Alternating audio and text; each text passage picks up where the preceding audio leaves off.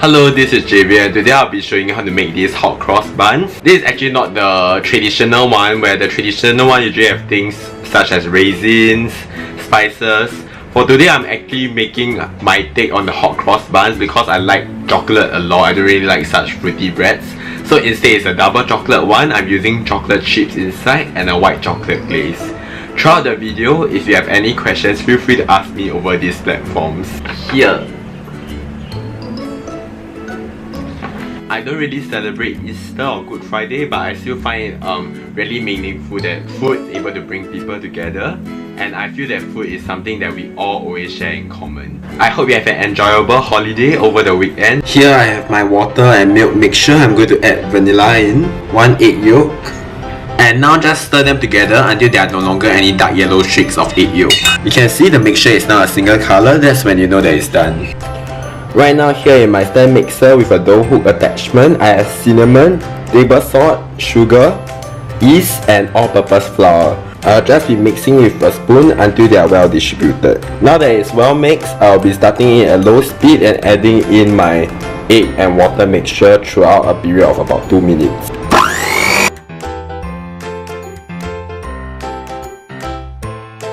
Make sure to always scrape the side of the bowls to ensure a good mix. Now that you can see the dough is starting to form, I'll be moving to medium-low speed and beating this for a bit longer. Now I'll add in the butter and continue mixing. As the butter is starting to be mixed in, I'll be slowly adding in the chocolate chips in 2 separate additions.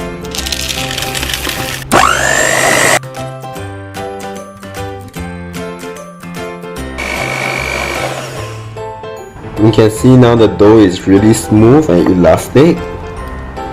I'll be transferring it to my flat surface.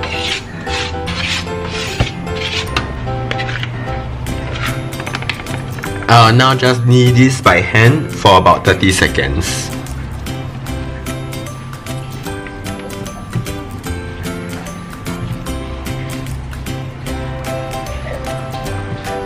Now that I'm not done kneading, I'll form a smooth ball of dough and then transfer it to my greased mixing bowl. Just cover it using a cling wrap, and now I'll leave this to proof until it doubles in size. Now I'll be deflating my dough, and now that it's deflated, so below this bowl at the base here I have a weighing scale. Each time I'm going to record 85 grams and then pull off the dough.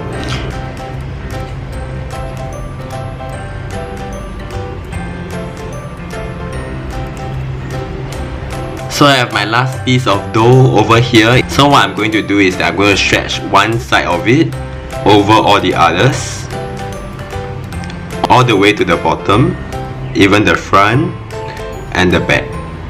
So you can see I have a very smooth surface here, except for the chocolate chips of course, but a really ugly surface at the back. I'm just going to pinch all of them together to seal.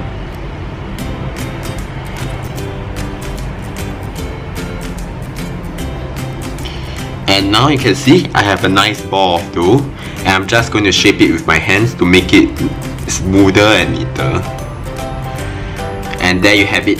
So as you can see, these are all the buns now. Before proving, I'm now just going to cover it and I'm just going to prove it until it gets puffier, until they all touch. Now with about 5 minutes left to completion of the proving, I'm going to start making an egg wash to brush on top of the buns later. So here I have some egg whites. It's okay if it's slightly tinted by egg yolks, milk, and I'm just going to stir them together.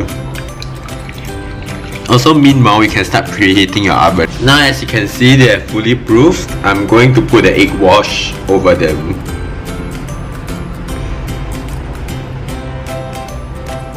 And now I just pop this into my oven.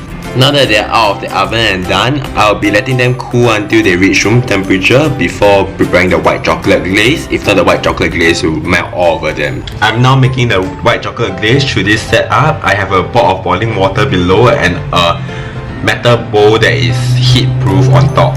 So let me show you what's inside. With me here, I have white chocolate chips and milk, and I'll be stirring them constantly until they melt to a single consistency. And here you can see they are starting to melt but still slightly clumpy. You want to make sure that you just keep stirring until you get a single consistency. You can see here that they are more or less done and is of a single consistency. I'll be letting them cool for a while before I transfer it to my piping bag. To prepare the piping bag, just use a ziplock. Cut a very small corner of it. And I'm going to fit in a piping tip. Cut part of the ziplock to make it easier since I do not have a lot of icing.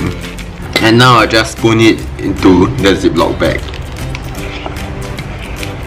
Okay, so I did a really messy job. I'm sure you can do it better than me. So now to my buns, I'm just going to draw an X across it.